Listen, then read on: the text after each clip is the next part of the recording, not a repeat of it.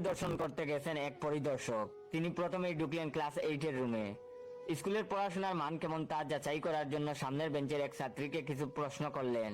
পরিদর্শক বললেন, বাংলাদেশের রাজধানীর নাম কি? তখন ছাত্রীটি বলল, সিলেট। তখন পরিদর্শক বললেন, রাজধানীর নাম জানো না? তুমি ক্লাস 8-এ উঠেছো কিভাবে?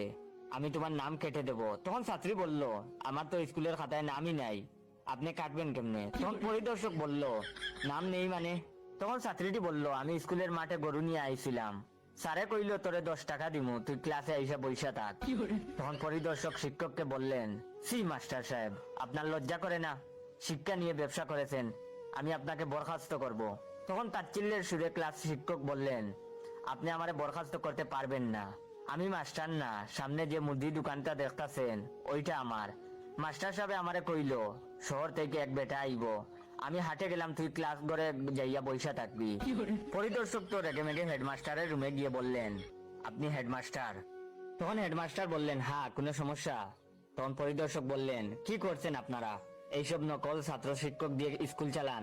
তখন হেডমাস্টার বললেন, আমি না, আমার মামা এই স্কুলের হেড স্যার, উনি জমি কেনা বেচার দালালি করেন, আজ কাস্টমার নিয়ে অন্য গ্রামে গেছেন, আমারে কইছেন পরিদর্শক আইলে 10,000 টাকার এই বান্ডিলটা দিয়া দিস। তখন পরিদর্শক বলল, এই যাত্রায় আপনারা বেঁচে গেলেন, আসলে আমিও পরিদর্শক না, আমার চাচা পরিদর্শক, উনি ঠিকাদারির কাজও করেন, তাই টেন্ডার জমা দিতে পৌরসভায় গেছেন। আমাকে বললেন, তুই আমার হয়ে স্কুলের পরিদর্শনটা করে আয়। No, no, no, no.